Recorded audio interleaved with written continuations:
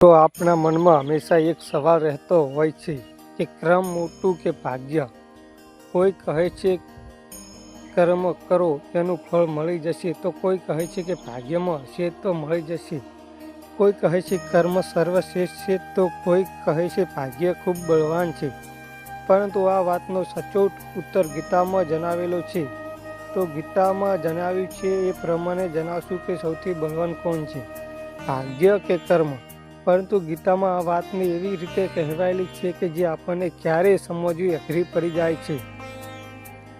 તે વસ્તુ જાણ્યા બાદ પણ આપણને મનમાં અમુક પ્રશ્નો રહી જાય છે. માટે આજે અમે તમને કર્મ અને ભાગ્ય સંબંધિત એક વાર્તા જણાવશું, જે જણાવ્યા બાદ તમને ગીતામાં કહેલી વાત ખૂબ જ સરળતાથી સમજાઈ જશે. એક જંગલ હતું અને તે જંગલની બંને બાજુ અલગ અલગ રાજા રાજ્ય કરતા હતા. તે જંગલમાં એક સંત રહેતા હતા અને બંને રાજા તે સંતને પોતાના ગુરુ માનતા હતા. અને તેમનો આદર પણ કરતા હતા. પરંતુ સમસ્યા એ હતી કે બંને રાજાના રાજ્યની વચ્ચે એક નદી વહેતી હતી અને તે નદી બંને રાજ્યોના માટેનો એકમાત્ર જળસ્ત્રોત હતો. તેથી તે નદીને લઈને બંને રાજ્યોના રાજા વચ્ચે વિવાદ થતા. પરંતુ એકવાર વિવાદ ખૂબ જ વધી ગયો અને બંને રાજ્યોએ યુદ્ધનો નિર્ણય લીધો. ત્યારબાદ બંને રાજા એક પછી એક જંગલમાં રહેતા સંતના આશીર્વાદ લેવા પહોંચી જાય છે. પહેલા જે રાજા આવે છે તે સંતને જણાવે છે કે તારા ભાગ્યમાં જીત નથી, પછી આગળ ઈશ્વરની મરજી. આ સાંભળી રાજા ગભરાયો અને તેણે સેનાને આદેશ આપ્યો કે આપણે પૂરી તાકાતથી લડીશું.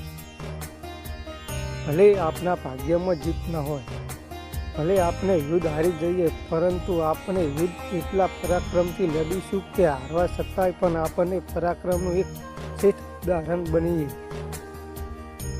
ત્યારબાદ બીજો રાજા એ સંત પાસે જાય છે. ત્યારે સંત તેને જણાવે છે કે જીત તારા ભાગ્યમાં છે, આગળ ઈશ્વરની મરજી. આ સાંભળીને રાજા ખૂબ જ ખુશ થઈ જાય છે. વિચારે છે ભાગ્યમાં જીત છે તો પછી ગભરાવું શું.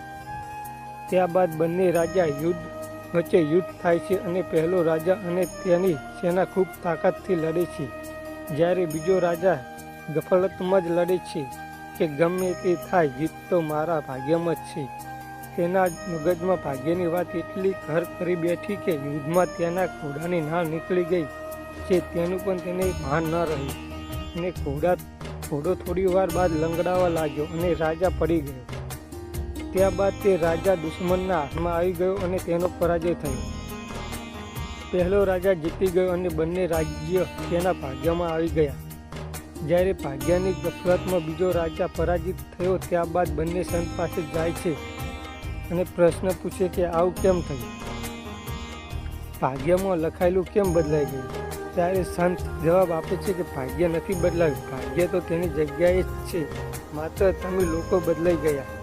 ત્યારબાદ જીત મેળવનાર રાજાને સંત કહે છે કે પોતે હારી જવાનો છે તે જાણીને તેને યુદ્ધ માટે દિવસ રાત તૈયારી કરી અને જાતે જ યુદ્ધની બધી જવાબદારી ઉપાડી અને પૂરી તાકાતથી લડવાનું નક્કી કર્યું.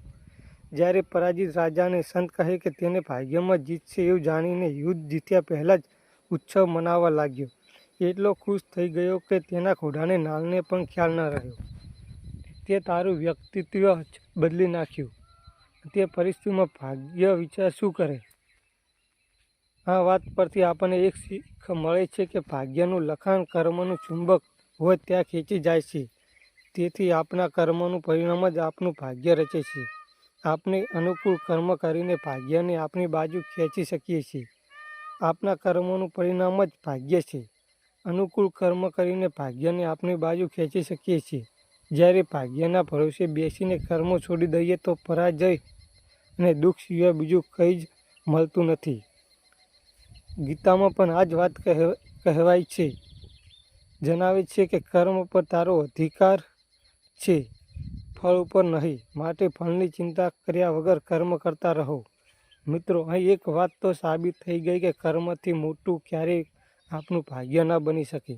આપણું ભાગ્ય ગમે તેટલું સારું હોય, પણ આપણે તેના માટે કોઈ કર્મ જ ન કરીએ તો વ્યર્થ જાય છે. જો આપણે હંમેશા કર્મ કરતા રહીએ તો ભાગ્યને પણ ખેંચાઈને આપણી પાસે આવવું પડે છે. આ વાત પર તમારો શું અભિપ્રાય છે? કર્મ મોટું કે ભાગ્ય? કોમેન્ટ કરીને તમારો કિંમતી અભિપ્રાય જરૂરથી જણાવજો. જય શ્રી કૃષ્ણ.